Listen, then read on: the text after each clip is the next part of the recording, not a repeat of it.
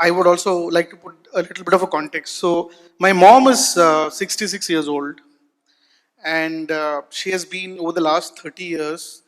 She has been adding to the Malayalam, television eyeballs very religiously, close to about 2.5 hours every day.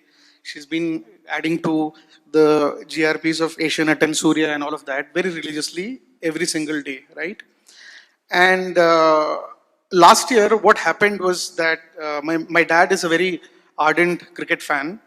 And like 95% of India, we are a single TV household.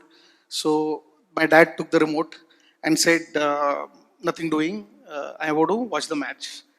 And I was there, and I also didn't want to miss out on, King Kohli batting. So I also kind of supported him. But one good thing that I did was I kind of introduced her to Hotstar. And she said, okay, now let me kind of, get used to this thing called Hotstar. And I'm sure in the last year or so, she has probably become one of the biggest users of Hotstar in the state.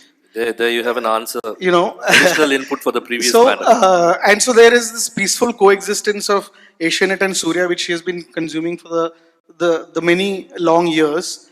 And here comes a new entrant where now I think I have to say that now she spends more time on Hotstar than probably on the traditional channels. So has digital knocked out brand loyalty? I don't think it's a very easy yes or no answer. And to understand that, or to try to even answer that, I think we need to understand loyalty better, like what Madan was saying. That, loyalty, a lot of media gurus, like for example, Byron Sharp is somebody who's kind of written on this a lot. He says that, this whole thing of 20% of your consumers contributing to 80% of your sales is actually bullshit. It doesn't happen. It is some old theory which is not relevant anymore, because consumers actually purchase emotionally at the end of it, based on their experiences, and it's not necessary that they have to follow the same path every time. And loyalty is also not very linear, because there are many aspects to loyalty, right? At one level, very basic level, is the rational loyalty. All our, I'm sure all of you will be having multiple loyalty cards in your wallets, right? Right from your lifestyle brands to retail outlets to all of that. And I think a lot of these are built on the rational loyalty, which a price or an offer is the base of it, right? And people kind of are loyal to it. And digital version of it is the Mintras and the Amazons and the Flipkarts of the world. The second is the emotional loyalty, which is beyond all of that, which is where actually the consumer experiences something and tries to connect with what the brand stands for. And that is built over a certain period of time. And there is also habitual loyalty, like, because I'm so lazy to change my bank, so I kind of continue with the bank, or I'm so lazy to move out of Netflix or something, so there is a habitual loyalty. Now it's very interesting now to see that what is the role that digital has played. I think what digital has played is because we should understand that digital is not necessarily a medium, it's lifestyle today for all of consumers. And what it has impacted is this whole purchase journey, or the path to purchase is what is getting impacted today. And digital has impacted each and every level.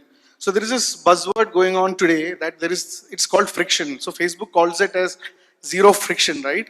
Which is that friction is defined as, the interaction between a brand and a consumer. So if there is less friction, which means that there is better loyalty, right? And what digital today has enabled is to reduce the friction. And if you even decode loyalty even further, ultimately loyalty comes from the brand purpose. Today, if a brand is relevant, it provides utility, and it stands for something, then you will have more loyal consumers. And the cornerstone of it is the purpose part of it. Increasingly, we have seen that brands with purpose, brands who stand for something, will actually come back irrespective of what happens. A classic example is, let's say, Maggie. Now, there was this whole controversy around Maggie, and Maggie was forced to go out of shelves. But today, if you actually see, now all of that happened, and then today, if you actually see, Maggie is back in business with almost 60% market share. We had a client which was one of the largest atta brands in the country, And there was this whole digital video which came around which said that the gluten which is there is actually plastic. And there was some video which came around, and what happened was consumers actually went back onto digital, who were loyal consumers, and said that no, this is not true. This is fake video and this is fake news and all of that. So I think today what digital has done is it is not just it is not knocked out brand loyalty. It has reinvented the whole definition of brand loyalty. So today it is important that a smart advertiser or a smart brand owner to understand what's the role of digital, and it can go either way. So for example, Uber, which is the so-called new age brand built on digital and tech, with I think it operates around 85 countries and 600 cities and all of that, 2 billion journeys and all of that. With one delete Uber campaign, it's actually lost 200,000 users in a matter of days. So it can go either ways. Even the British Airways example that you were saying, I saw a Rishi Kapoor tweet which says that don't fly British Airways. Please stick to Jet Airways, or at least there is dignity. That's the word I think he used. So it is about brand owners to understand what's the role of digital in this whole consumer journey and what's the role it can play in enhancing loyalty. So I think I look at it very positively, saying that we have an additional tool now to listen to consumers, to understand to consumers, and build on loyalty. Because ultimately, loyalty, like rightly said, is a collective experience that a consumer can face, and digital can only enhance it. Sure.